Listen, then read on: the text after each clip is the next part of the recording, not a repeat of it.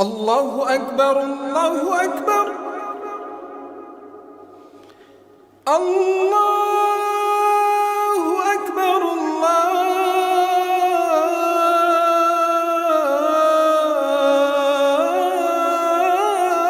أكبر. Troisième point, la zakat, pilier, n'est-ce pas, de la solidarité sociale. L'islam n'a pas voulu que la richesse circule uniquement entre les mains de plusieurs, n'est-ce pas, des plus aisés, mais il a établi pour les pauvres et les nécessités un droit déterminé dans les biens de ceux qu'Allah subhanahu wa ta'ala a favorisés par l'aisance. L'un des objectifs les plus nobles de la zakat est ainsi la réalisation de la solidarité sociale entre les membres de la communauté.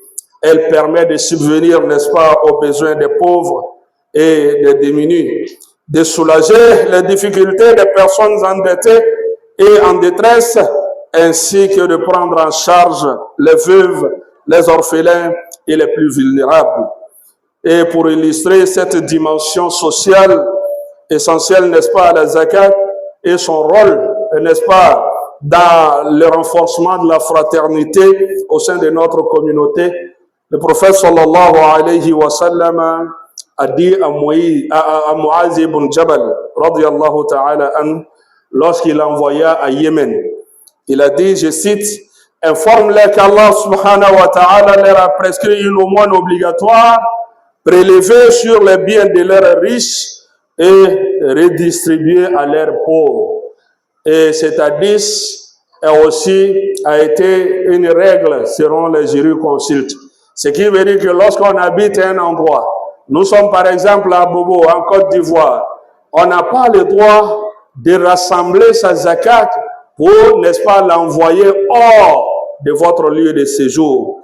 Et comme cela est une règle, n'est-ce pas, de la jurisprudence, il ne faudrait pas qu'on rentre dans ce comme on appelle, paragraphe pour pouvoir, n'est-ce pas, pour ne pas qu'on se retrouve et l'assistance se retrouve, qu'Allah nous accorde la bonne compréhension. Donc par la zakat, les liens de fraternité, de solidarité et d'affection se renforcent, tandis que les causes de rancœur, des jalousies et des tensions sociales s'estompent progressivement. Elle contribue ainsi à instaurer au sein de la société un climat de sécurité, de stabilité et de paix sociale. Alors, chers frères, chers sœurs, quatrième point, les bénéficiaires de la zakat. La zakat, l'islam n'a pas laissé, n'est-ce pas, la répartition de la zakat aux préférences personnelles ni aux intérêts particuliers. Allah subhanahu wa ta'ala lui-même a déterminé les catégories, n'est-ce pas, qui peuvent en bénéficier afin de préserver les droits des nécessités et d'empêcher toute injustice, favoritisme. Allah subhanahu wa ta'ala dit à cet effet dans le noble Coran.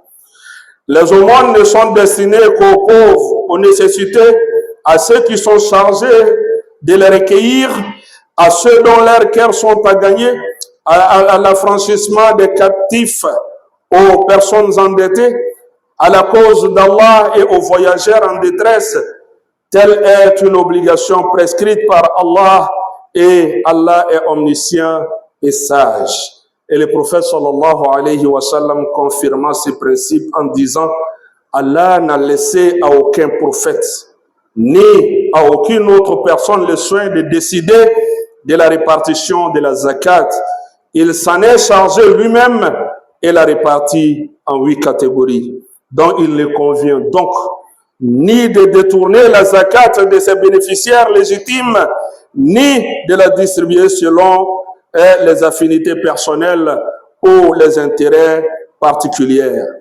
Allahu Akbar, Allahu Akbar. Allah